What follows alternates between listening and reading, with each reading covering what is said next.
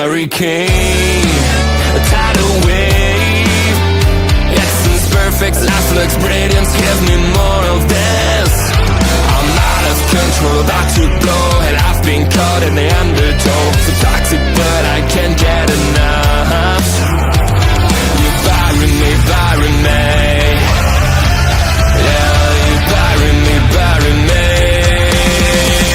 You've got me hypnotized. Push me out of myself. You've got me hypnotized. I can see, I can hear, going crazy for the light. It's got me hypnotized. You've got me hypnotized. Can get you out of my head again.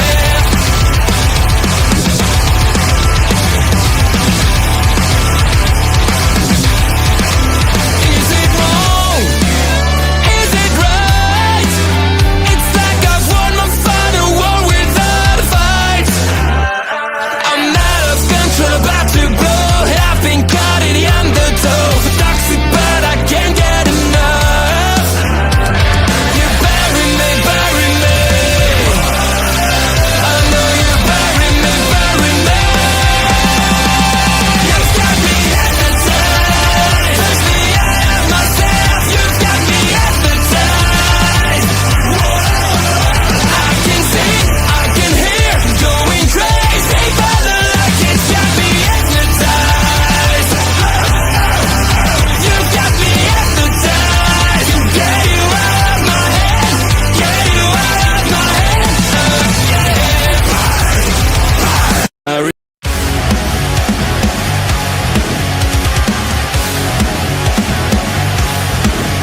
Please note.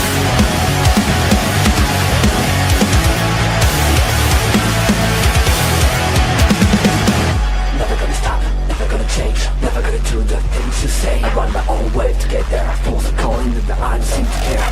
In the air, no more crowd, just the opposite kind of two clouds. So tell me this time is coming, I'm sick of all your lies. Why don't you try to be wise? Know that I need you anyway. I never wanted to be alive, just to feel like I'm fading. And though my heart breaks a beat at time, I cross the lines just to take you. Don't lead the way, don't even say that I try with a child playing in the rain. I feel like I'm fading.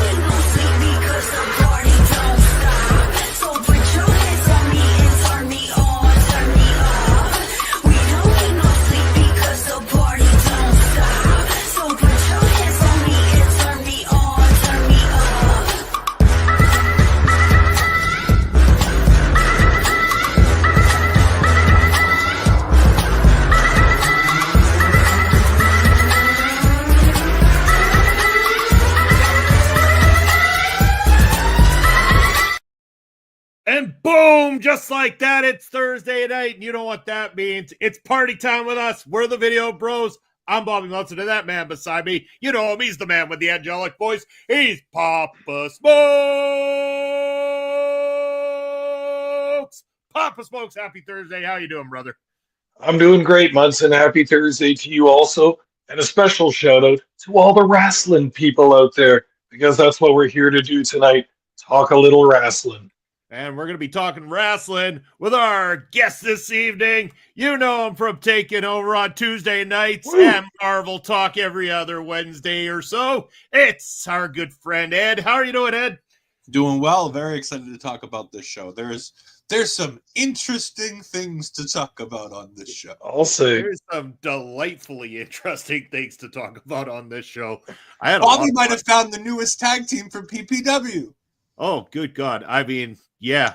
I mean, you know what though? I mean, there's more to talk about on that tag team scene than just the obvious. If we're gonna get to it, I'm stoked to talk about this because I had a lot of fun watching this whole thing. Like again, the feeling of it, Ed, like when I'm watching it too, like the audience feels like it's approximately similar in size to Prairie Pro Wrestling. It really has that same kind of size venue-ish type feel to it with a similar setup to what we're trying to do and everything like that. And it felt like home to me. Watching it felt like home to me. Kind of. Yeah. When I was in Methuen, they said that they sold out standing room only and seating. And I think that they had said that they had reached the capacity for the building, which was somewhere close to 250. It very similar then because we're at about 250 to 280 somewhere in there, I think, for capacity. I can't remember what it is. There's a certain level that we can get to, and then with the staff included, that's our fire capacity. So it's almost dead on exactly the exact same thing. So crazy. That's awesome. And hello, as Astrid's joining us up in the house. How are you doing, Astrid? Welcome to the show. Speaking of Astrid, guess what's planned for next Thursday, Papa Smokes? You want to let people know? I would like to know, is this our first announcement of this formally, Munson? I believe we've alluded to it or said it, but I'll let you go ahead and let the world know, Papa Smokes, what's coming up next Thursday. Okay, well, 1 week from tonight, next Thursday, will be the next installment of Trip Through the Territories. And continuing with a little bit of international feel, we're going with Puerto Rico this time. And with us, the special guest, Astrid Pizarro. So excited for this. Oh, yes. It's been planned for a while. We're looking forward to it. It's going to be a great show. So make sure that you're joining us next Thursday night as well. And then who knows, Papa Smokes, the Thursday after that happens to be a couple of days before Prairie Pro Wrestling's next event. Prairie Pro Wrestling presents Double Arm Dragon, one of the best names we've come up with yet for one of our non-big shows anyway, kind of thing. I actually really enjoy this name for once. Looking forward to it. It's going to be an exciting time. Lots to unfold. And again, Papa Smokes, did you see the announcement today? I know Ed did, but our own champion, Michael Allen Richard Clark, just announced to be doing the Maple Leaf Pro Wrestling event coming up this spring. Yeah, I did see the announcement. How very exciting, but not all that surprising. That guy's flirting with big success in bigger companies. I hope we get to hold on to him for a while longer, but I wish him all the best. That's really exciting news. And really going to the core of Canadian wrestling down there in Toronto, where they've always been very, very successful. Yeah, and maybe, just maybe, we might have to rent said weekend of events there and possibly do a review. It's a possibility. Yeah, let's keep it in mind anyway. It'd be a good time for it. Speaking of them, didn't Jade Chung just join the broadcast team in some form of capacity? Josh Alexander's wife. Oh, really? If I remember correctly. I didn't see that. Hold on. Let me do a double check. Got to get on the old Twitter machine. She is or was a wrestler at some point, wasn't she? Yes. Yo, what's up, BDJ's in the house? Thanks for joining us, brother. Glad that you're here with us to talk chaotic wrestling. It's just looking something up real quick. Jade Chung is joining the broadcast team of Maple Leaf Pro Wrestling as we start the road to the Northern Rising in Windsor, Ontario, with Mayhem on the 14th and 15th. Nice. Yeah, I'm very much looking forward to it. I think they did great last time out, and I'm curious to see what they've got planned this time around. And again, I'm always going to go and try to do my best to support people that I've worked with in the industry again. And congratulations to Michael Allen Richard Clark on the booking there. And I mean, putting him over the way they did, getting his own little introduction video there, a big shout out on their social, as well as mentioning that, you know, somebody who has worked for Ring of Honor and worked for All Elite Wrestling as well too. So big credits to his name in that announcement as well. And I like the return of Maple Leaf Wrestling in the way that it might, at least I have the feeling it will put a spotlight on some of the Canadian wrestling talent that is trying to get over in the States, and that's a much bigger swimming pool to deal with kind of thing. But this could be good for all the burgeoning Canadian talent that we have that's trying to get a foothold in the business. Yeah, just don't pluck all our talent too quick here. We do need some. Yeah. No, BDJ said he's saying he wants his trivia title back. I mean, put them dukes up. Look, That's all Bobby, I right. even went out and I got myself a whiteboard for trivia now. Oh, sweet. I Nice. spent the whole $1.25 at the dollar store too.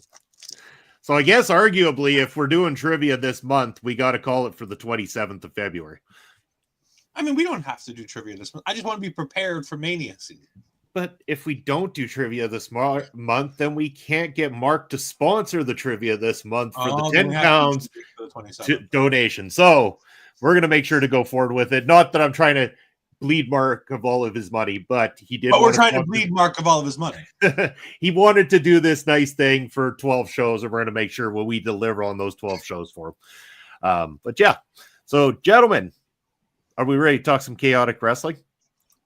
We are. Always ready to talk chaotic wrestling. Sounds good. Ed, before we dig into the show itself, for those who aren't familiar that yet might be watching on replay or joining us live here, give us a little background on chaotic wrestling and the area that it broadcasts out of. Yeah, so Chaotic Wrestling is started from a music festival. The promotion itself's first official appearance was at a music festival where they did an outdoor wrestling show. And that was in, I believe, 2001. And they've been going strong for 20 some odd years. Rich Palladino's been there pretty much every step of the way. Nice. Great man. And they've been a feeder system at points for the World Wrestling Federation. People like Ivar, people like Tommaso Ciampa, Matt Taven, Kofi Kingston, all kinds of talent that you know and love in all forms of professional wrestling, including even people like Mercedes Moné, have made appearances and have spent a considerable amount of time in chaotic wrestling. Yeah.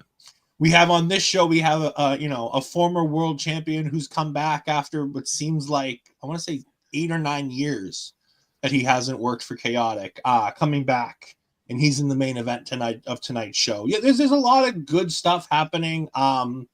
Recently, 2 of their superstars got named in the WWE ID program with Evil Gay Aaron Rourke and Ricky Smoke Show Smokes. So, and we'll see him in the main event as our reigning defending champion. A lot of good stuff here. Just a bare bones indie promotion that does things, in my mind, does things the right way. Ticket prices are fair and reasonable. They've got food. They've got a loyal, crowd base that almost always fills these arenas. And they don't always go after the flashy name on the independent scene, but they always make sure to bring back the people who are bringing in tickets. Yeah. And again, that's one thing I did notice too, watching through this. There's a lot of talent that you can see are very new. And I don't mean very new, like you can see their imperfections. Very new as in they're ready to be out there, but they've got a lot of developing. They're young, and that with time they're only going to get better too. And there was a lot of that featured on the show, and I like that there's heavily featured young talents throughout the night. Yeah. So let's get right down to it, gentlemen. The night opens up with PV Drago. I hope I'm saying that right. This is the team of Paris PV Van Dale and Drago taking on. You said his name wrong. It is Drago is the best. Drago is the best. Okay. Drago is the best. Drago is the best. Okay. Gotcha. Right. So taking on the Shooter Boys. And we got a little song at the beginning of this one. I thought this was quite entertaining. Paris, please leave Dante and be the first Shooter Girl is the proposal on the table here. Commentary had fun throughout this night. Man. Commentary was both very good and very bad at times. So Rich DeLuise is not normally on the shows. Recently, because of unforeseen and unforgivable circumstances, they've been kind of filtering through other people to work with Pat Matthews. Yeah. They've seemed to settle on former Chaotic Heavyweight Champion Julian Starr, who does fantastic work on the broadcast. However, they brought back an old friend from the early days of chaotic. And Rich was questionable during portions of this night. They had a lot of fun during a couple of matches, all of which included the GGC. And we'll get to that. Oh boy, will we get to that. But yes, Yeah. Rich indeed had his moments, and early on in this show, Rich was a delight. Which turns not be a delight so shortly afterwards. Yeah, there was a lot of things said on commentary where I was like, they do a good job of, at least like as a newer viewer to chaotic wrestling, giving me some history behind certain people in the ring, why I should be invested in this particular match. A+ there. But then there was times with, when we get to the countdown clock and stuff like that it got a whole world of messy up in that booth. That fits the bill for that tag tournament. We talked about it off air last week about how convoluted and funky this tournament was.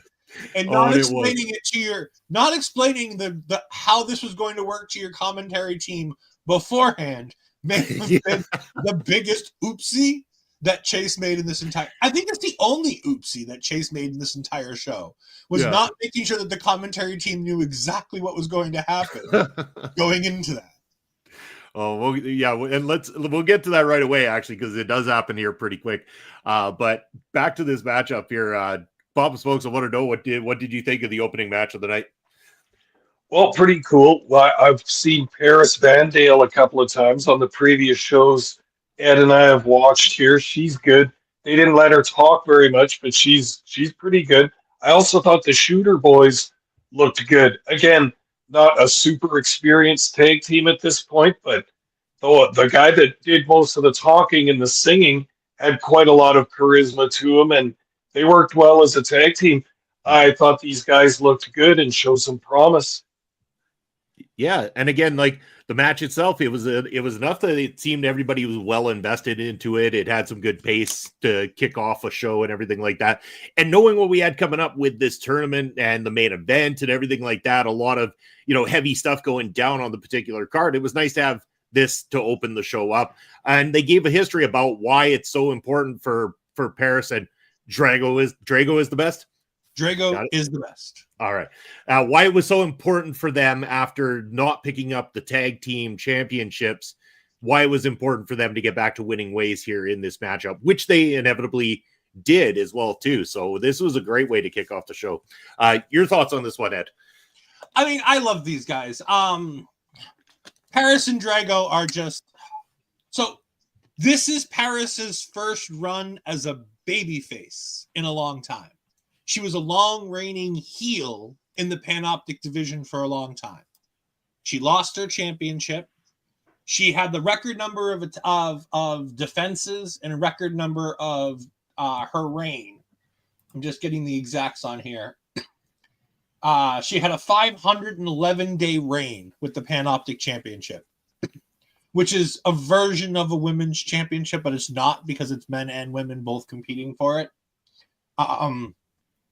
And it was her second reign with it. So her being able to go ahead and have some fun with Drago, who's just one of the most charismatic young men in the world. And by the way, that when they come out to the ring and you're hearing the Copacabana mockery that he did that live. They recorded it, and now it's their entrance music for the tag team. That's awesome. That's really cool. Which is why the Shooter Boys did their remix of it. Okay. That makes even more sense now. Anthony Vecchio is tremendous. I think he's got a big future. Aaron Ortiz is fantastic. I always think of Papa Smokes when I see them because they're these old school, like, grappling wrestlers. Yeah. Yes, they do a bit of high flying. Yes, they do a bit of this and that. But up until now, they've been developing personality into them because they are transplants from the Creative Pro Wrestling Academy. If I remember correctly, that's run by Brian Myers and Pat Buck. It produced people like MJF. Gabby Forza, Aaron Rourke are all people that have come from Creative Pro. So it's a nice little back and forth between these two promotions, going ahead and giving talent back and forth. I love PV Drago. They're just so much fun. It's nice to see Paris laughing and having fun because her as a babyface is so eye-opening because of her incredible heel run, where all we wanted to do was see her shut up and see her get beaten down. And now she has the opportunity to talk, and she doesn't talk anymore, Yeah. which is just hysterical. It really is. Yo, Basser's in the house. How's it going, Basser? Yeah. Thanks for joining us here tonight. Yeah, it was a great way to kick things off. Then after that matchup, we find out I don't know if this is, you'll have to let us know. Was this good news or bad news that Brad Cashew is officially boycotting Chaotic Wrestling and will not appear or wrestle tonight? He was supposed to fight Mortar, right? Okay. Mm-hmm. So what will happen now? That was the next question. Little background on this. Why is Brad Cashew upset with Chaotic Wrestling, and why is he boycotting it here? Because he has little peanuts. No. So Mr. Peanut Brad Cashew, he's been on a bit of a losing streak. But the greatness of this losing streak is that all of these things are things that aren't his fault. So at first, the ring girl accidentally left one of the wrestlers' shirts on the side of the ring apron that he took off mid-match. Brad goes for his shellacker finish. His feet get caught up in the shirt. He falls down, loses the match. The next show, our good friend Rich Palladino, wonderful man. I met him at the NXT show. He was there live, taking in some wrestling without having to work. Always nice for him. Always nice for anyone. He was at ringside, being the ring announcer as normal, and he accidentally dropped the ring bell. So the bell hits the ground, and of course, as you know, in a wrestling facility, if the ring bell hits the ground, it's going to make a sound. Yep. So Brad thinks the match is over, looks over, gets rolled up. He continues to have these bad luck losing things where something chaotic and random happens that should never happen in a wrestling match. In the qualifications for the Pandemonium match that was last month, Brad was taking on Mortar. Mortar had him in a sharpshooter. Brad got to the side of the ring, but couldn't reach the ropes, so he grabbed the ring skirt. Mortar then decided, well, he's not on the ropes, ref's not telling me to break, so he pulled him back to the middle of the ring, pulling the ring skirt halfway across the ring. Brad at this point can't take the pain any longer and taps. And so he loses his opportunity to be in Pandemonium. Although he believes, and potentially rightfully so, that if to grab the ring skirt, that means that he must have crossed the plane of the ropes, which means that the hold should have been broken.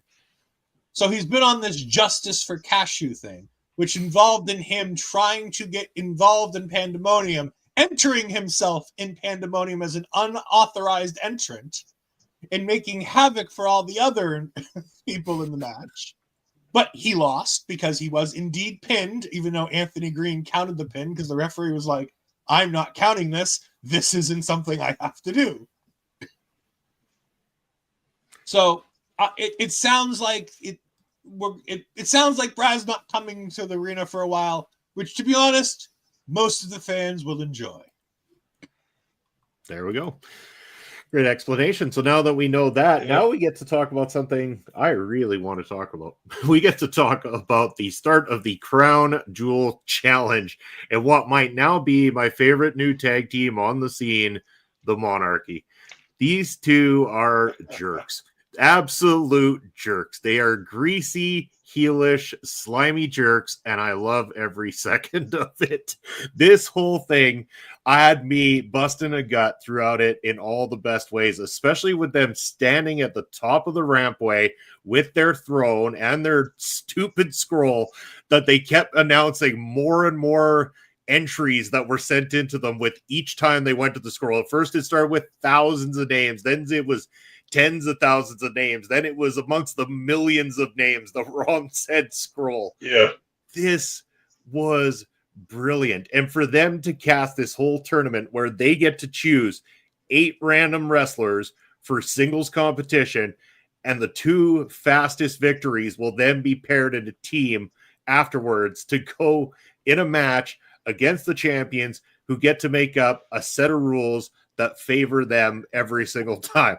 Fuck, these guys are fantastic. The both of them. This is such great heel work. And again, before we enter the matches, I want your guys' thoughts on the Monarchy. Papa Smokes, you first, man. Oh yeah, a lot of the similar thoughts. They remind me, Munson, a little bit of our New Zealand friend James Shaw in his Golden Path to Enlightenment little posse that he's got there. Just slimy con men, liars, boastful, arrogant jerks. Like, yeah, very well done. I like the way they stayed out and watched the matches as well. Kind of gave a cool little feel to it, but very, very good stuff. And I wanted to ask you guys too what you thought of this little mini tournament that they put on. Pretend you have the booking book and the pencil for a minute. Why are you setting up this small little tournament? I have a couple of ideas, but what do you guys think about 4 singles matches and then the 2 quickest winners becoming a tag team for a tag team shot that night? Seems a little convoluted, but as a little mini tournament, what do you think they're doing with the booking here? Well, I think it's exactly what it's supposed to be. They're literally trying to piss everybody off by being like, we're going to make sure that anybody who takes us on, whoever might win, doesn't know each other or like each other. No chance to form a game plan. Yeah. And I think also, again, to what you're saying, Papa Smokes, it's an opportunity to put more faces out in the ring that are back there with a legitimate reason why you can get these matches done in a quicker amount of time. You can run through the gauntlet a little bit faster and allow people the opportunity without really destroying their credibility either side, because everybody's going for the fast pin intentionally instead of trying to break an opponent down like you regularly would. That's kind of what I thought as well. It seemed like such a perfect opportunity. A number of the wrestlers in this looked like they were young, looked like they were training and coming out of their training and stuff like that. If you've got a bunch of those faces, get work for them. You can't put them on every card, especially the big ones. But if you can make a little mini tournament like this, put them in some shorter matches, it gets them in front of the crowd. It gets them doing their matches in front of people and in front of the cameras as well. And I don't know if that's exactly what the purpose was of this, but I have the feeling that this was a showcase of sorts. Yeah, I think that's a great way to put it. Some of the names clearly weren't exactly showcase either, because, I mean, opening up, we got Seabass Finn taking on Harmony Chaos. Ed, I want to know a little bit of background with these two. I know I've heard you mention Seabass Finn before, or Mr. Filet-O-Fish himself, as we would learn his name is afterwards. Seabass Finn is the SOB of the 603, which is the Southern New Hampshire area code to which he grew up in the area, not too far away. He's fantastic. He worked when New Japan Strong came to Lowell and did their Fighting Spirit show. He was one of the few local guys who got to go on that show and work that show. So he got a big show there. That's where Andre found him, and Andre's a big fan of him now, after having seen him on that Fighting Spirit Unleashed show. Armani Chaos is great. Armani Chaos has been a babyface. He's been a heel. He's been a babyface. He worked with Paris Van Dale years ago in the right after the pandemic, in the 2021 era of Chaotic. He was working with Paris Van Dale. They were a group. He's fun. He's great. He just got out of a different version of God's Greatest Creation. He was a tag team champion for a long time. They turned on him, and that's what started the new God's Greatest Creation that we'll see in a little while. This is a fun match of two guys who are both baby faces, which I think is interesting with the bookings of some of these. They're not all heel face. A lot of times, a lot of this is a lot of baby faces. So I thought that was really interesting work done here. Yeah. So this one initially sets the timer at 7 minutes, 39 seconds, which this was about the most accurate portion of the time clock that I think commentary was entitled to throughout this thing. So yeah, sets it at 7 minutes, 39 seconds. Seabass Finn is your victor. Next up, they picked the two competitors, Jose Zamora and Livia. Again, you guys have a great women's division. I just want to say that right now. You have some great female talent there in chaotic wrestling. And believe it or not, Shannon Levangie, who's one of the stars of that women's division, is still out injured after tearing up her limbs on the last show that me and Papa Smokes reviewed at Cold Fury last year. Yes, Dara, it was basically a beat the clock chat. So it was a singles tournament to make two people a tag team. But the two people that were chosen to be the tag team were done via beat the clock, as opposed to having like an actual tournament with brackets and stuff. It, like I said, it was convoluted for a reason. The heels were the ones running the bullshit. So they were like, we're going to put as many fucking roadblocks into this as we possibly can.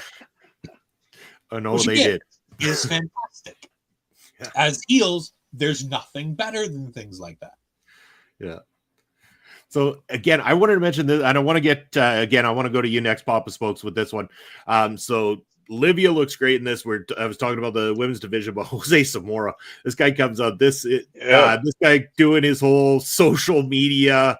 I'm gonna broadcast this thing. The only thing I thought they might have done differently is that he could have got pinned even faster because of his distraction to his social media setup. I thought that the roll-up pin could have just ended the match right there and have him completely embarrassed without ever really discrediting him, because he's a young guy that took his eye off the prize in what needs to be a beat the clock challenge.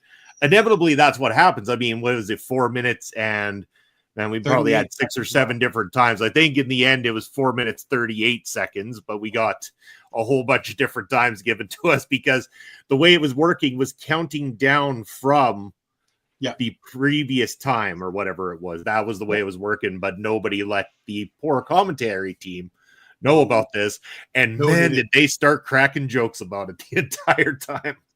At least I give them credit. At least they understood that they looked like fools and went with it.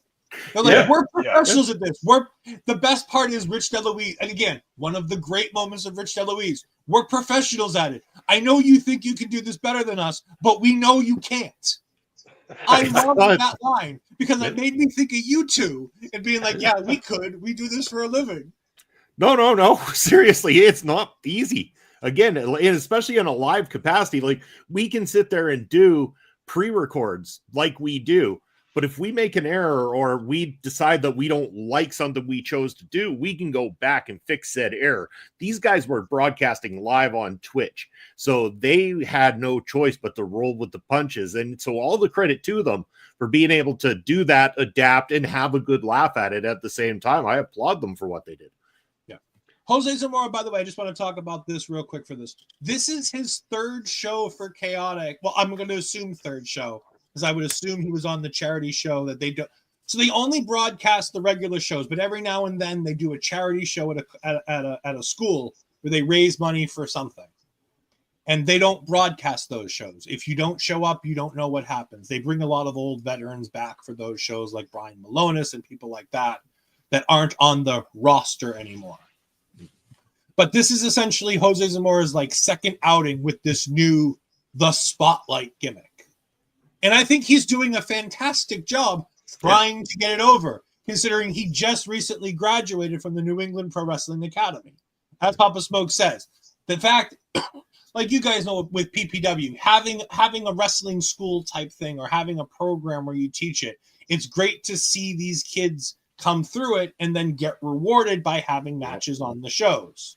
Yep. Jose Zamora is one of those talents. We'll talk more about some of the others as we go.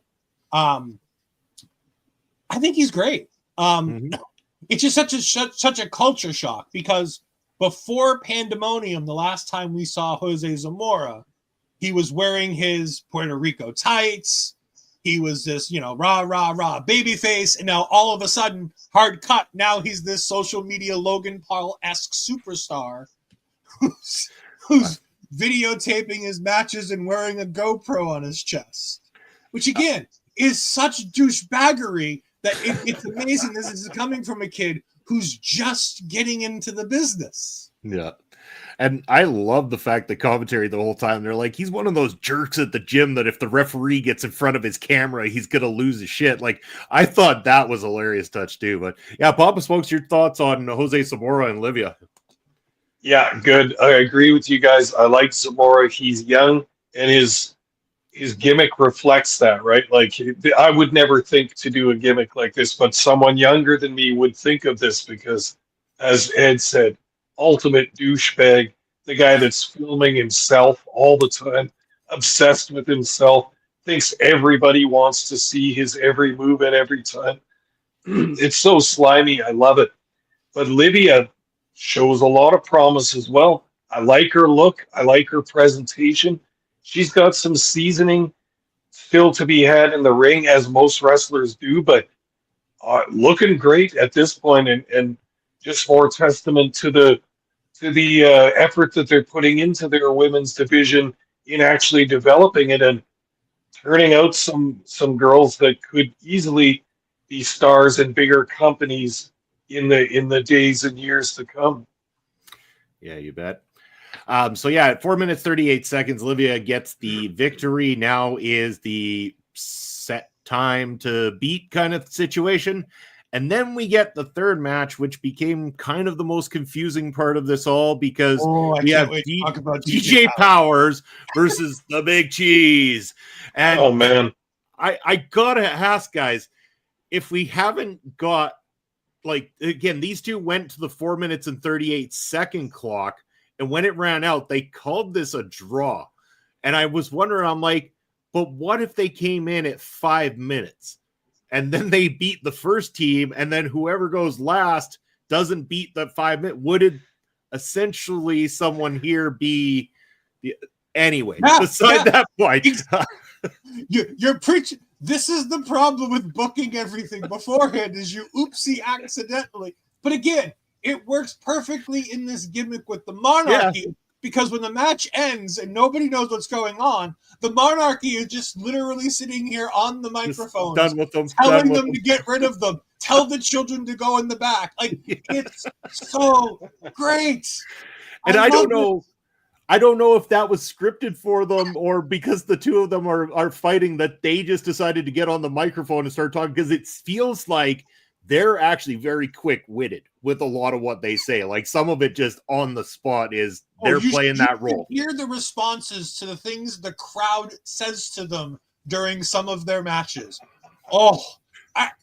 Ariel didn't get a lot of opportunity to talk here.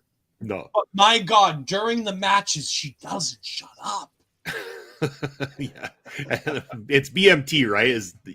Yes, yeah. BMT. So him on that microphone all night long, calling Filet-O-Fish, juvenile delinquents, things like that. Just his little jabs at everybody throughout the night were fantastic. But Papa Smokes, what do you think of this draw match between DJ Powers and the Big Cheese, as the two of them tried about 10,000 roll-ups on each other to try to get the match over with? Yeah, well, it made logical sense in a way because these two were in a hurry, right? Just as everybody was to try and get the win. So trying all the roll-ups, trying various things. You notice that the Big Cheese is quite popular amongst the crowd. I haven't seen this guy's stuff before, but the crowd was loving it. The announcers were loving it, doing the whole Sopranos accent and everything the whole time. They were down with it, but yeah, I'm more curious after this match to see what the big deal is about the Big Cheese. Obviously, he's a favorite with the local crowd. He's one of the newer guys. He's been there about a year or so. Ever since I've been going, he seems to have just started to pop up. A lot of times in the beginning of when I started going to these shows, he would show up and complain he didn't have a match and then get beat up by whoever was just out in the ring. Yeah. It didn't matter who it was. Everybody would just beat him up. And he never really had an official match. Just like he would just get beat up. The crowd would chant to 3 when he got pinned, and everything would stop and he'd go to the back. Then all of a sudden he started defending the right people. He helped. He was like a Detective Santino at one point, trying to figure out who stole Ricky Smokes' briefcase. When Ricky Smokes was doing the the $5,000 challenge, all kinds of the Big Cheese is fantastic, and he's just so lovable, and he's got energy, and he's got charisma, and he's dancing, and whoa during the matches. The crowd, you guys know, if a wrestler has a thing that they do something, and then the crowd gets to do it, they instantly become a star. Mm-hmm. Look at Jey Uso. Yeah. He added yeet to his thing, and now he's a WrestleMania potential main eventer because of the fact that he added a call and response to his thing. Something Big that the Jesus people can Christ. get behind and connect with. That's what it comes down to. DJ Powers is he's so talented and in wrestling version, so egotistical that it's so great. And the best part is they've brought him in now 5 or 6 times, and every time they bring him in, even Rich gets in on the screwing with him portion, where they'd be like, and coming to the ring now, Livia, and they'll give a big introduction to her, and DJ Powers is here too. So they've been purposely making him try to feel like he's less than Livia because her dad is a former tag team champion in Chaotic. Yeah. So that's fun. they're purposely trying to make him feel bad, so it makes him an arrogant asshole to the point where, like, at one of the shows I was at for over the Christmas time, he sat her in the corner in a chair, and then at one point demanded that she get out of said chair and hand him the chair so that he could use it because it was a triple threat match. To which she goes, "No, you told me to sit in my chair. I'm going to sit in my chair." And they've been teasing this where, oh my God, she's going to, it's like he grabbed her by the hair after one show and like dragged her out of the arena. All kinds of just shit douchebag stuff. Again, I keep using that word because that's what a lot of these guys feel like to me. Just an arrogant asshole who thinks he's better than everybody else. Watched way too much Shawn Michaels growing up because he's got the earring and like the hold shirt that he had coming out to the ring. But he's ultra talented and he's fantastic in the ring. And he's been doing a lot of good work over the past year or so, as is Livia. And his character work is on point. Awesome. Okay, last match of this tournament thing or section. We got Calvin Dumont taking on Spike and what is referred to by BMT as a time quicker than it took Rich Palladino to conceive his last child. Spike pulls a quick victory over Calvin Dumont. Again, this was great. I knew one of the matches had to go fast like this. So when they got to this last one, I'm like, and I saw Spike come on, I'm like, I see what they're going with here. I think Spike's going to get the fast one here. They're going to team Spike and Livia. And then, yeah, again, that is what happens.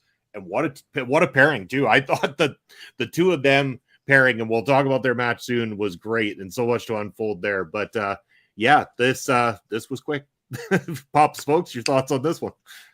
Yeah, well, it looked like they wanted to elevate Spike a little bit, at least for the near future, maybe even just for that show, but giving her a little squash match. But it also worked into the entire angle that they were doing where there wasn't much time left and they needed one more winner. But Spike looked cool, came out all black, looking badass with the headband and everything. You kind of had the idea, yeah, this girl looks tough. So she came out, got the knockout, got the pin and all that.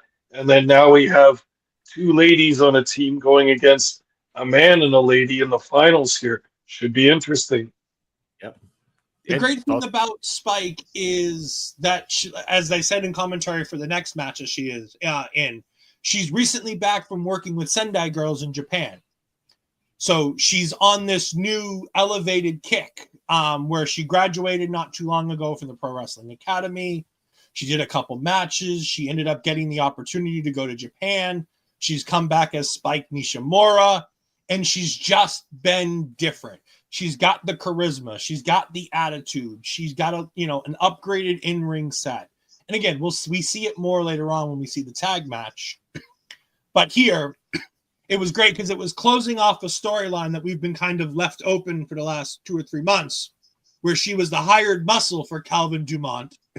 Mm-hmm. Because Calvin Dumont is the rich kid, but he's not rich. Daddy's rich, and he's spending all of Daddy's money, which is why he comes out to the Backstreet Boys, because that's a big money song. In theory, if pro wrestlers on the indie scene were licensing their music, using something like that would cost lots of money.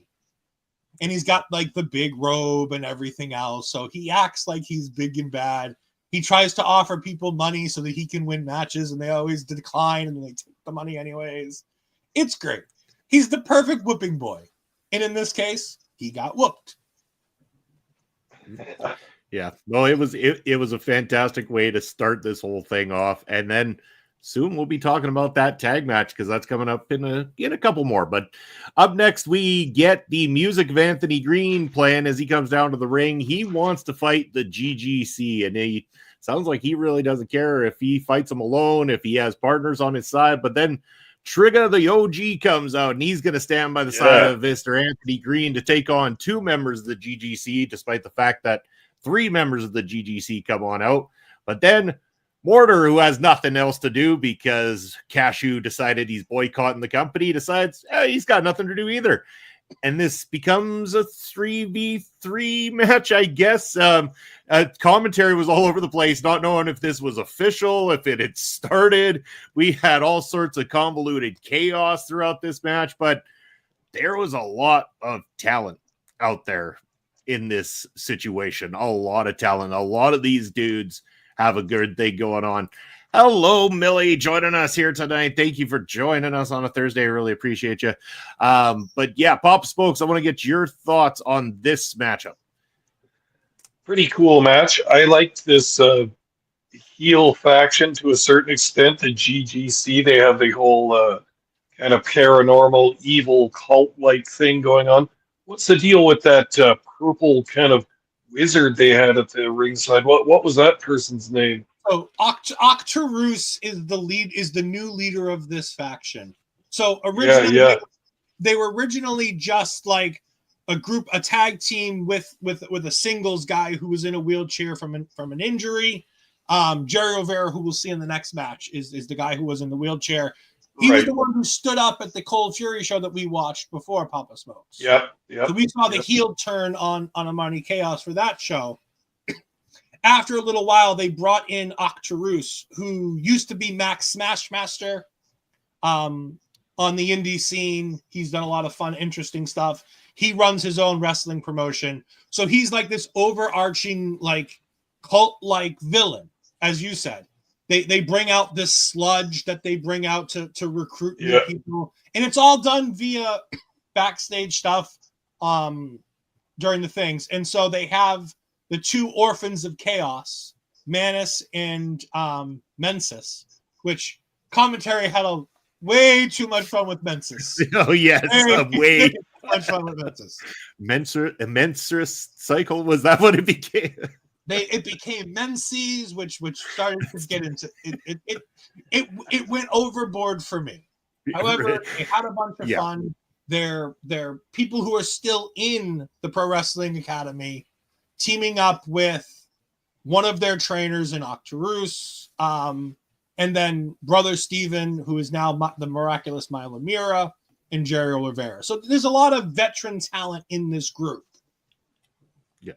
Helping out these 2 young kids. Yeah, and it's good to see, because I mean that always does help out when you have the generations that can take them along, show them the ropes and stuff like that, and usher them in. That is a great opportunity. So GGC picking up a big win here in this one. So the heels kind of picking up, and then we go right over. You were talking about Jerry Rivera there, Ed, taking on JT Dunn. He was accompanied by Sister Selena, again a member of the GGC, if I'm not mistaken, is what they mentioned here. Yeah, she's brand new. I saw her in Malden last month, and they gave us no idea who she was. Like, there wasn't a backstage vignette before it. She just randomly started coming out with them. Okay. So I'm like, oh, apparently she's new. Yeah, but yeah, she's now part of the GGC. And I wrote down here, Jerry Rivera, I'm not sure how much time he's had in the ring, but he looks the part and he acts the part very well. I think this guy is somebody to keep your eyes on. I think that, and again, even we'll find out at the end of this when JT Dunn himself is putting Jerry Rivera over at the end of this matchup. Like, fantastic. I want to pay more attention to this guy because he definitely caught my attention with the look and the way he worked inside the ring. Papa Smokes, your thoughts? Yeah, I agree with that 100%. And I've seen JT Dunn a couple of times when we've watched this previously. He's excellent. And they have here the match, the veteran versus the rookie kind of thing. And Rivera looks really good. He's got all kinds of potential. He's a smaller, lighter guy, but he uses his body well. He's got it all. He's got all his moves. He can do them perfectly. He's not doing the high difficulty moves quite yet. He's doing the less difficult ones, but perfectly. This is what I like to see, especially from someone coming out of probably their training center down there. He's looking good, and Dunn would have been calling this match and walking him through it to a certain extent. But wow, they had a banger, and I also like the way Dunn put over Rivera after the match, because if any of the fans missed that, here they get the veterans saying, hey, this is going to be the next guy. I can tell you right off the bat, this is the next guy. Dunn told us he sees the talent there, and we could all see it. Rivera looking good. One other thing in this match, too, was Sister Selena was getting perved on by one of the commentators quite seriously in this match, too. A little bit of humor at first, but it went on and on and on. Mm-hmm. Yeah, it went way too long for my taste. Well, this is like we were saying earlier in the show. It kind of like went from good commentary to slightly goofy and mistaken commentary to somebody fed these guys a few too many whiskeys by the time the night was getting old. Yeah, Rich went a little, not Rich Palladino, of course. Deloise went a little bit overboard during this match. Jerry Rivera is just such an amazing guy. He's more veteran than you'd think, believe it or not. I think he's 3 or 4 years into the business at this point. He's not still young though. Anymore. Yeah, he's still new, but he's not. Milo Mira, who was part of the group that we saw earlier, Milo Mira's first match a year and a half ago was with Jerry Rivera, who was considered the veteran in that match at a couple of years, and that's why they paired them up together. Yeah. So that's just a fun thing I learned from a Milo Mira interview a few weeks ago.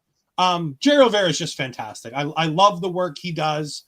The one thing we didn't get to see tonight for Jerry Rivera is that his work on the microphone is as good as his work in the ring, which is as good as his look.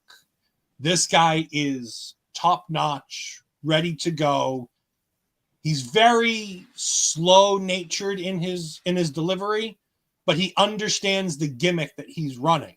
And it's very, very good. JT Dunn is, of course, that well-traveled, long-term pro.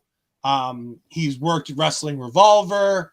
He's worked, TNA Explosion. Like, this guy's done it all in the indie scene. He goes everywhere, does everything. He's fantastic. He's the only 4-time world champion in Chaotic history. He is the benchmark for all of them. And as he said in the thing, he was considering winding down. He was considering stopping wrestling, but then the GGC got involved, and now he has a new mission to make their life miserable. And it's fun that we got the tease that JT's going back in the tag team division, because JT Dunn used to run a faction called the Unit, which included Ace Romero, Trigger the OG, and Danny Miles, one of the guys that he's now fighting against. Well, Trigger wants no part of the tag team division, so it sounds like if he's going back in the tag division, it might be Ace Romero's time to come back home, which will always make me happy because I always love it when it's big boy season. Big boy season's always a good thing. Yeah, JT Dunn is great. And again, if you want to help make JT Dunn's life better, head on over to Twitch, where you can find JT Dunn's channel and go ahead and follow and support what JT Dunn's got going on. Gentlemen, up next, we have finally got it. It is the Royal Rules Tag Team title match. And I will read out the following declaration of rules from the Monarchy. This match, again, Ed, you mentioned to us in conversation about the 3 rules that had already been implemented. Those start with no closed fists. Submissions are only to be verbal. No tap outs will be applied. The king and queen can pin their opponents at any time. So it doesn't matter who's legal. Either one of them can go ahead and pin the opponent. And the new implementation into these rules is the pump kick is now illegal. This is hilarious. This is great. And I just want to say this matchup not only was great, but the pairing of Livia and Spike I thought was not only good in the ring, but a great visual as well too. Because one dresses kind of all in white and the other one all in black, you kind of have this image of the good and the evil, the angel on one shoulder, the devil on the other kind of thing, the good and the bad kind of thing. The visual is fantastic. Their work is good. I think there is something to be said with those two as a tag team moving forward, if that was of interest there at all. Great work from the two of them. Fantastic work from the Monarchy. Like I said, they have become quickly one of my absolute favorites. Millie asking, is it just under JT Dunn? Ed, are you double checking that for us? Because we can always throw that up in the comment section here for everybody to go ahead and follow. Fantastic, dude. But yeah, Pop Smokes, while Ed's looking that up, I want to get your thoughts on the Monarchy, this tag team title defense, and of course their opponents, Livia and Spike, as a tag team. Yeah, great stuff. And this was one of the big matches that the card was kind of built around, with a little mini tournament leading up to this. So there was this was a big match on the card. The fans had been annoyed by the Monarchy the entire show. They had been insulted by them, spoken down to, and all the rest of it. The fans were ready to see the Monarchy get their asses kicked. And then when presented with an interesting tag team, you know, Munson, you and I have talked on this podcast before about the kind of archetypes of tag teams in wrestling. There's the matching pair that look the same and wear the same trunks. And then there's the mismatched pairs, the Andre and DiBiase kind of, where they have completely different skill sets and looks and all that stuff, but they complement each other perfectly. That's kind of, or the Owen Hart and Yokozuna type idea. That's kind of almost what this was. You brought up the difference in presentation, the blonde hair and the white gear, and then the dark hair and the black gear. And yes, they do kind of wrestle differently too. Spike's got that harder edge to her, and Livia looks more like a sort of a pure babyface type thing. So interesting, cool. And that's one of the things that is about a tag team that's like kind of one of those intangibles. When they're a mismatched pair like that, you don't know what kind of magic might come out of this team. They might be better than they appear. They might have more chemistry than you're expecting. That kind of turned out to be the case with this. Got a great match out of it. The champions got a stiff defense to their titles, but also the fans got a little peek at what might be a new tag team or a new pairing of some kind. Put it out there. See how the fans react. See how they like them. You could tell that this crowd was giving them a fairly positive reaction. Now Chaotix bookers can kind of sit down and think, well, that went pretty good. Maybe we should try these two out in the future, or not, or whatever the idea happens to be. But you tried it out and you put it out there, and you could see the reaction in real time. Well, and the fans clearly hate the Monarchy so much that every close call in this matchup that there was for Spike and Livia to take the tag belts, the fans were on the edge of their seats and cheering for it, which is a testament to both sides of the fence. So yeah, Ed, I want your thoughts on this one. This was great. This was great. I love Livia. I love Spike. I think they're doing great work. Just in general, because they're both relatively new to me. Oh, the Monarchy is just, they're such great heels. Like we talked, I showed Bobby off air last week to pitch this. I showed him BMT's promo promoting this match that was on the Chaotic socials. And Bobby's like, I'm sold. I love this guy. He is the perfect epitome of this heel work that he's doing because he does it so well and they buy into this. And this whole monarchy thing is new because they called themselves originally just the King and Queen of New England. Like she's apparently in the New England Pro Wrestling Hall of Fame, you know, and they call themselves the King and Queen. And then when they won the tag titles, they took it a step further by taking the old prestigious tag titles and throwing them in the garbage and coming out with these new created. I'll pull up the picture again. These new self-created monarchy specialized tag team championships. Love it. Love it. Which, if you look closely, has a picture of BMT and Ariel on them in the middle. Does it really? That black thing that almost looks like Dr. Doom is BMT with his stupid hair. Yeah, that's even better. I didn't know that. Now I love it even more. Oh, I love so greedy. And the best part is that BMT works so well with the lady wrestlers, and Ariel works so well with the men because they're constantly doing this. Normally, Ariel has to bring her game up. I think it's fun when I get to see BMT be a little bit more funny, be a little less solid because he only has to base for a smaller lady at this point. So now he doesn't have to be as strong. He doesn't have to be as tough. And he gets to be really funny. Yeah. And he does such a great job at being a funny asshole. So good. I love to hate the monarchy. Yeah. Love to hate them. I can't wait for this reign to end, but at the same time, I don't want it to end. Keep it going for a while. They've got something special going on. I really enjoyed this matchup again. And like we said, like if there is potential to build up Spike and Olivia and everything, it might be in the best interest to have them go against other teams from Chaotic and build that up if they go that direction. And inevitably that could be the team that topples the monarchy. They were close on several occasions, and commentary even making the mention at one point in time that for a team that was put together at the last minute, they ended up collectively coming together very, very well in this matchup and were within just seconds of being able to topple the tag champions and take the belts away. And I love the spot where they have Spike to do the bump kick and Livia gets in front of her and tells her no. Don't bump kick.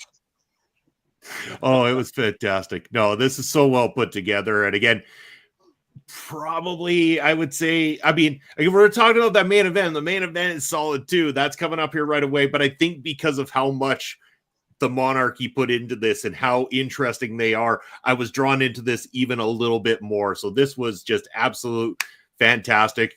And it didn't take away from the main event, which is even better. The fact that this could be so good on its own and that your main event comes in and does its thing and still brings the people home like it did is a nice touch. So let's head over to that right now. We're talking about the main event of the evening. This match is scheduled for one fall. One fall. There we go. And it's for is it the Chaotic Championship?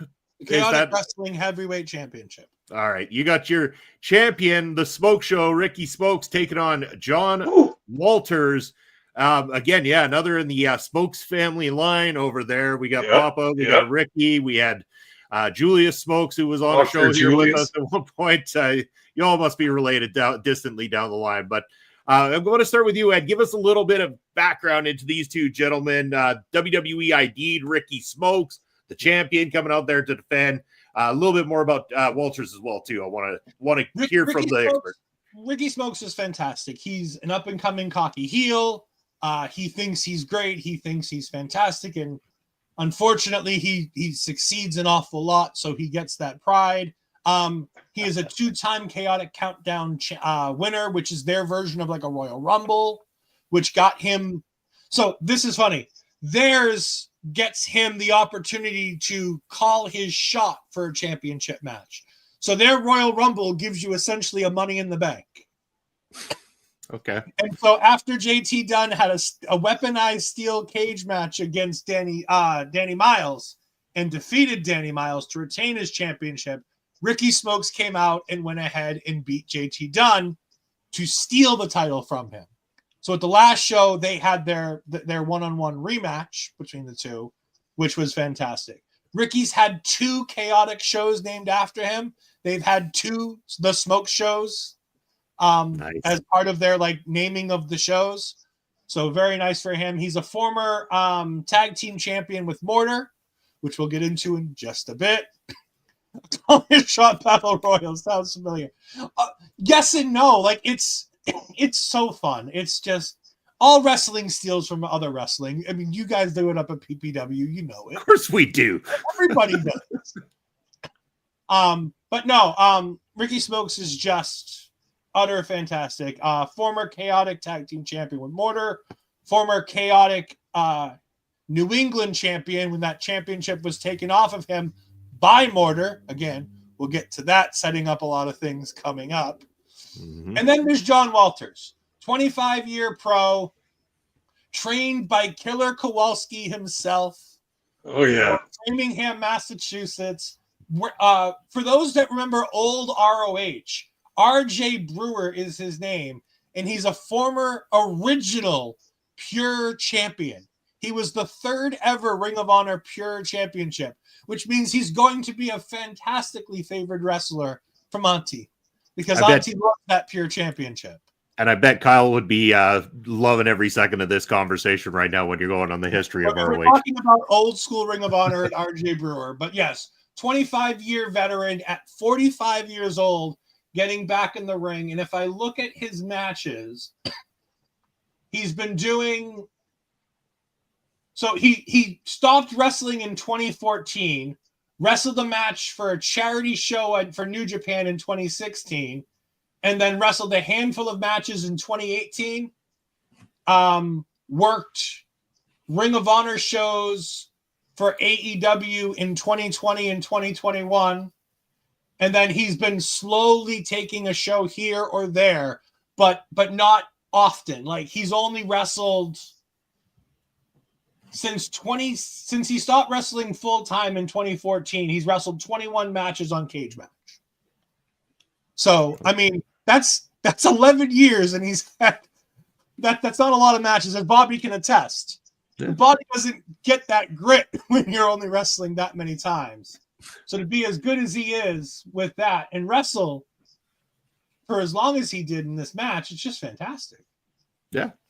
No, I thought it was a great main event. Ricky Smokes is definitely someone to keep an eye on, and especially with the announcement that WWE Evolve hitting Tubi coming up in March and is going to involve people from the WWE ID program. It's going to be a great opportunity on free television for people to be able to check out some of these up and coming indie stars on it will be essentially WWE's independent wrestling show, which I think has got my attention. I'm really looking forward to seeing a lot of the ID prospects taking charge and making a name for themselves with that independent programming. Yeah, you'll be able to see him Smokes- with his tag Oh, team sorry. partner Brad Baylor and Swipe Right as their tag team name. Zeta Steel, who Astrid interviewed, is another WWE ID talent. Yep. And the best part is you're also seeing them with Performance Center recruits who are already getting training at the PC, and contracted WWE talent are also going to be in these matches. So it's a very interesting little show that Evolve is going into. And of course, maybe our own Zoe Sager will be there before long too. Another WWE ID prospect. Yeah. But Papa Smokes, tell us about Brother Ricky and his main event here. What do you thought of it? Yeah, nephew Ricky. We have to be related somehow. I didn't know I knew people in New England, but I'm pretty sure I do. Anyway, yeah, Ricky Smokes. I mean, as just like we were talking about with WWE ID, he's got to be loving life right now. I mean, he's on the verge of doing something big in his career. He's been doing great stuff in Chaotic, and he's got it all going on. He's kind of a chicken shit heel type of a guy, and this match was cool to both highlight Ricky Smokes' skill, but also build his character. Smokes ran scared from Walters throughout this match.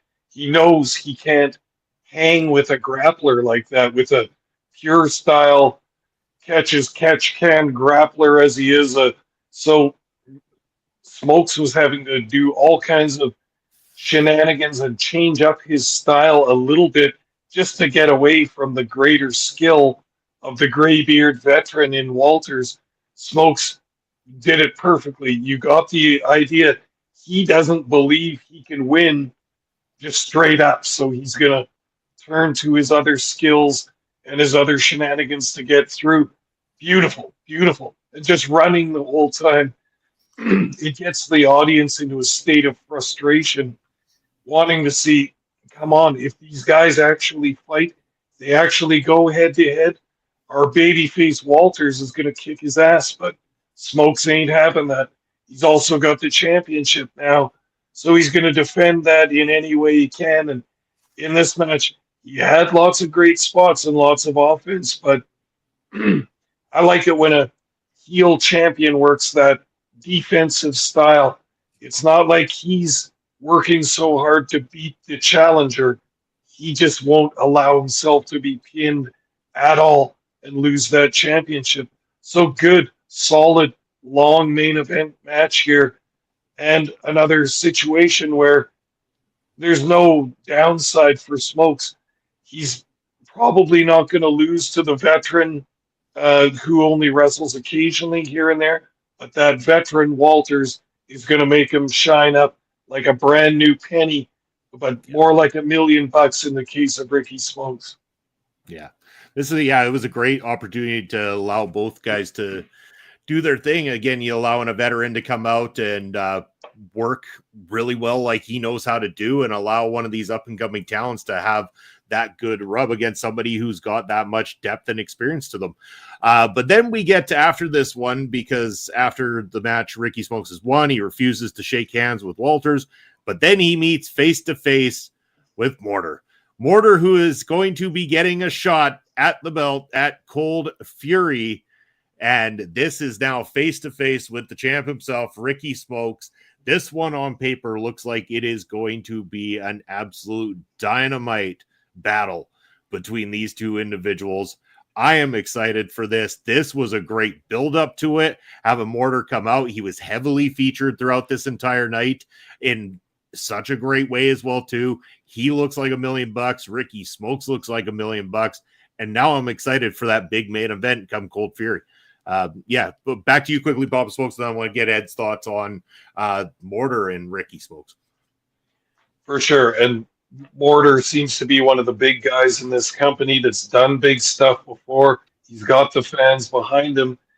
At the closing of this particular match, they had Mortar come out and look very, very dominant. And again, Smokes backing down and getting the hell out of there. So what they're kind of setting up here is they're kind of putting Mortar in what looks to be an advantageous position. He looks to have all the momentum coming into his championship match with Smokes next time. So the ball is in Ricky Smokes' court now. What is he going to do against this wild animal Mortar that looks like he's got all the momentum and coming in strong into the next card for this title match? The bookers have some work to do, but I have the feeling that Ricky Smokes is going to be one step ahead of Mortar in some way, unless they decide to switch the belt. You bet. And before we go to you, Ed, I just want to mention we are also broadcasting over on social media right now. And our good friend Bobby Petito, Bobby Stats, has joined us up in the house. And I want to say, Bobby, happy birthday, our friend Bobby. Happy birthday to you from all of us here at our local establishment. Thank you for all the love and support you always provide to us here. So, but now over to you, Ed. I want to get your thoughts here. Mortar and Ricky Smokes. Oh, I can't wait. They've been setting this story up, and it's this great long-term storytelling from guys that went into training at the same time, came out of training at the same time, worked as a tag team, and they've been at that rise at the exact same time. So it's like Ricky Smokes gets a little bit of an edge, and then Mortar comes in and takes it away. And now Ricky Smokes has got a little bit of an edge being a world champion. And here's Mortar to try to take it away. Like, it's just this great storytelling of two people who just know each other. And this main event is going to be great because it's the converging styles of the chicken shit heel versus the I'll go through anybody babyface of Mortar. No gods, no country, only Mortar. Yeah. March I 28th cannot come fast enough. I have my front row seat already. I am very excited for Cold Fury. Nice. Damn. But we got two yeah. more stops ahead of that. We've got the stop in Tewksbury on the 21st of February, and then Watertown on the 7th. So we'll be back to Watertown where this show was held on the 7th of March. And Bobby's very happy because one of his favorite MLW superstars is returning to Chaotic Wrestling for the Tewksbury show at Hallowed Be Thy Name. You want to go ahead and talk about who's coming back to my Chaotic realm? It's Becca Forever, man. Becca Forever's coming to All right. Chaotic Wrestling again. Fantastic. Can't wait. Haven't seen Becca in a long time. It seems like too long of a time, so can't wait to see what Becca's going to be up to at that card. Yeah, and they've also announced already that Trigger, the OG, versus Octarus for the Chaotic Wrestling New England Championship is on that card as well. So that's the first match to be announced. So we got two things already set for the 21st. It's going to be a fun show. And remember, the great thing about this is all of the shows are free on Twitch as they broadcast. And if you want to throw them a Prime sub or you want to throw them a paid sub, you get a major portion of the back catalog. Right now, they're going through on Friday nights. They're going through old Cold Furies in the lead up to Cold Fury. So this week will be Cold Fury 3, I believe. So going ahead and tossing them a couple bucks to be able to watch these if you can't watch them on the Friday nights when they happen, you can watch them whenever you want. They have the Twitch broadcasts. And the back catalog goes all the way back to 2021 and like 2019, pre-pandemic stuff, all kinds of great stuff there. So, but yes, the Becca is indeed coming back. I'd bring earplugs respectfully, of course. How could you? I mean, Becca, the international pop sensation herself.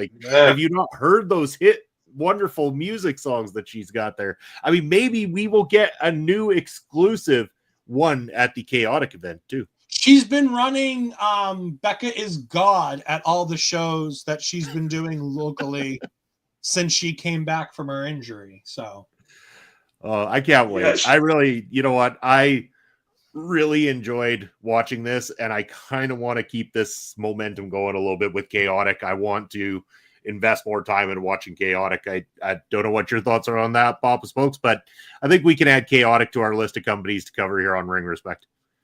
Absolutely. And from the first time I watched this, when Ed and I covered one of their shows last year, I was hooked. It was just like a couple of those New Zealand companies we watched. It's just a good show. They set it up well. They have good talent. And I'm invested. I want to watch more. I was going to say also, that Chaotic is one of the Cadillacs of independent wrestling in the States, because Ed spoke previously about some of their alumni that come back, such as Sasha and John Cena and all those guys. But Chaotic has an indie appearance by Vince McMahon. Not only an appearance, but he took a bump at an indie show. You know you're the top indie company when you've got Vince making an appearance there and taking a bump. Well, maybe then, not so much now, but so that was a crazy time in the company when you had John Cena being a special guest referee for Chaotic main event. And Vince McMahon himself, the evil bastard himself, came out and took an AA through a steel chair. Wild. You never know what you're going to get at a Chaotic event, but I'm looking forward to reviewing more. And Ed, as often as possible, we would love to have you back when we do the Chaotic reviews. Just let me know. I can get you dates and times of shows so we can go ahead and set these up and do these as we want. Perfect. Awesome. And not only that, I also want to mention, you mentioned that we should reach out to some of the chaotic wrestlers. Maybe we can do that when we do the reviews of the show. I have some of them on for an interview at the beginning while we review the show afterwards, something along those lines. Let's bring more love to the side of chaotic wrestling and highlight what's great in your area, the area of pro wrestling, Ed, because we love it. We absolutely love it. And I can't wait for Olay Day in Boston at some point, when I get to get you guys here and I get to go to a wrestling show at Papa Smokes and I get to get Papa Smokes a beer. Yeah. Right. That's the number one rule. Plan. I love this plan.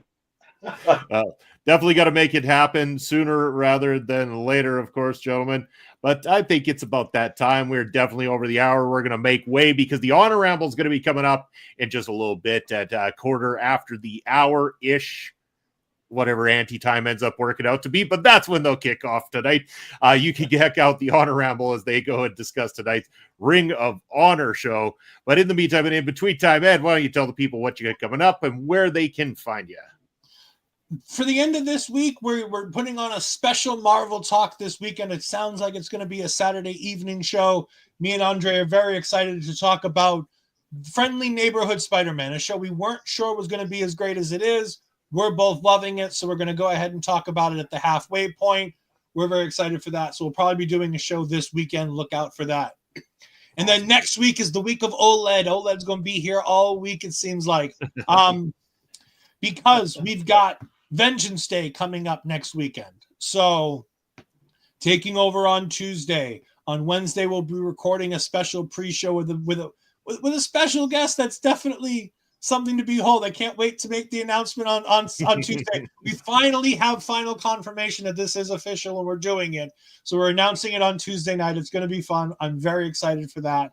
Thursday night, I get to go see the new Captain America Brave New World. That's opening up. Saturday night, we're going to have the Vengeance Day post show with me and Mark Talks Wrestling. Mark Talks Wrestling. Oh boy. Yes, finally. Yeah. We've been sitting on this, what is it, 2-3 weeks we've been sitting on this name, Bobby? I think since Ashford told us this was a possibility for this one. I heard the rumblings, but it's good to know it's official. It is official, so we're very excited for that. And then, of course, that Sunday, me, Andre C., and a special guest are going to be talking all about Captain America Brave New World on our Marvel Talk episode. So next week, you're going to get your full fill of OLED Ed fries next week. Because he's not here, it's okay. Mark Talks Wrestling. Boo. When he sponsors our show, though, hey, mate. But that's where you can find Ed. But Papa Smokes cost me a lot of money, and that beautiful ticker hits the top there. Let them know where they can find you. Yeah, well, as far as projects go, there's just the trip through the territories next week featuring Puerto Rico with special guest Astrid with you and I, Bobby. That's going to be a whole bunch of fun. Mm-hmm. Other than that, Prairie Pro Wrestling on February 22nd on the Saturday night. I'll be there too. But until then, I can be found at Elon Musk's free speech wonderland known as X. I am at Smokes_Papa and on Twitch at Papa_Smokes_.